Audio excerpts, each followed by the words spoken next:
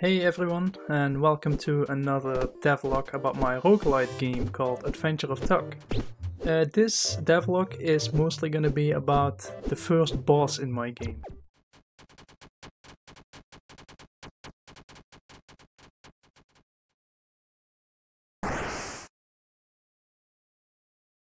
Hey, look at that intro, isn't it beautiful?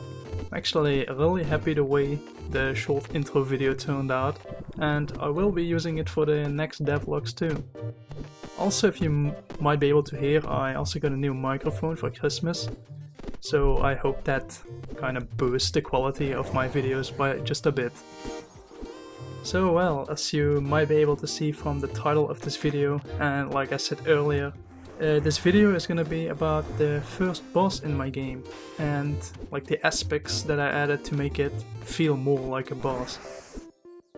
I will actually be talking about this boss, which is by the way a golem, as you might be able to see from the footage. I will be talking about this golem in its entirety, so spoilers I guess. But it's because since this is the first boss, and once I will release a demo, this boss will also be included in this demo. The game will have a total of around 10 bosses for the initial game, and I won't be spoiling all of them of course during these devlogs. I might be like talking a bit about other bosses too in the future, but of course I want people who actually want to buy the game to experience new content. The values for the current boss will also change of course, perhaps some moves, since in the future I will be adding more classes.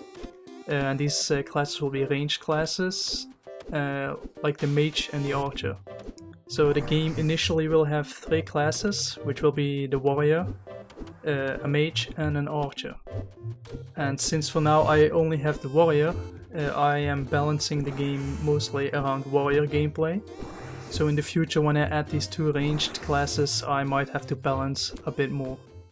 So the first thing that happens when you enter the boss room is you get a short cinematic intro.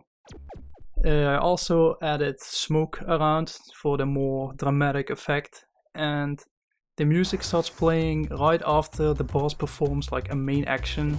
Here it's like slams the ground. I also added a vignette effect around the borders to make it a bit darker, and the weather changes. It basically starts raining and I added some lightning effects as well. Of course all of this just adds to the dramatic effect of the boss fight. As you might be able to see, the health bar is split in 3 parts, which means the boss has 3 different phases. Technically it's only 2 phases, since the first and second one kinda stay the same, but the first and second one just have like different values on their moves. The last phase I will talk about a bit later, since the moves slightly change.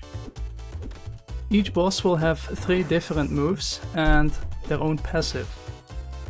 The moves that the boss will perform are completely random. Of course there might be some conditions that have to be fulfilled in order for the boss to do a certain move. For example, the golem has one move, which is he jumps towards you, and if you're too far away he won't jump since he can't possibly reach you anyways. The boss of course also has a whole lot of health and takes a while to defeat. Well, so the moveset. First of all, the passive of the boss is after the boss takes a certain amount of damage, he will spawn these little golems around himself. These small little golems all have their own singular ability, which makes them spin towards you really fast. Then the golem has 3 different kind of moves. The first one I already told you about, it's jump.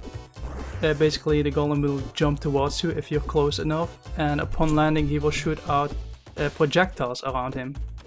The second move is that the golem will slam the floor. After this he will gain a shield and turrets will spawn around him.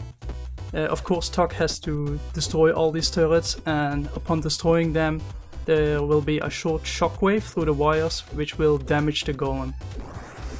The last move the golem has is throwing rocks. He will throw rocks into the sky, which will land around you at random.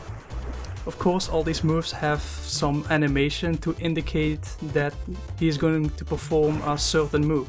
For example, if he's going to jump, he's going to go through his knees, which makes you able to react to whatever move he's going to do. So the first phase of the boss is basically kind of really easy, and it's more to show you the moves so you can get a feel of them, and so you learn them and know how to react to them. Then once you reach the second phase, there is not really much of an indication to show you that you reach the second phase, apart from the fact that the music speeds up slightly.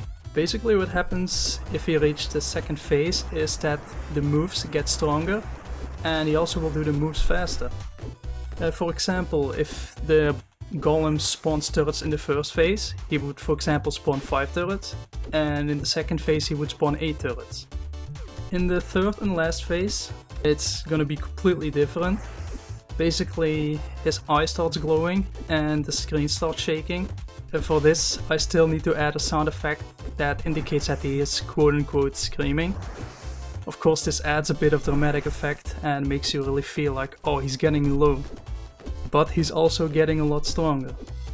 And next to that, the music now will be really fast and will really make you feel a little bit nervous. In this moveset, the golem will no longer spawn the turrets, since the turrets are kinda slow, and I don't want to slow down the last phase, since I want the last phase to feel really fast. Next to that, the jump attack changed. Usually he jumped at you once before and would spawn, for example, 5 rows of projectiles, and now he will jump 3 times in a row, and each time when he lands he shoots 3 rings of projectiles. The cooldown between moves is also very low, which gives you a very short time frame of actually attacking the golem. Once you defeat the golem, of course there needs to be an epic death animation. Here he will like slowly explode in different parts until he fully explodes and collapses. The key part of the boss battle then is the fast gameplay, the dramatic effect, and making you feel really nervous. Maybe the first time you fight the boss, you will be like really surprised on the third phase if once his jump attack changes, and you will possibly die. But this is of course like for the roguelite effect, where you learn from your mistakes and you will, for the next time, you will know what the boss will do. So basically this is how I set up the first boss in my game. Thank you so much for watching. If you liked the video, make sure to give the video a thumbs up and subscribe to see more devlogs about the game. Hopefully see you in the next video.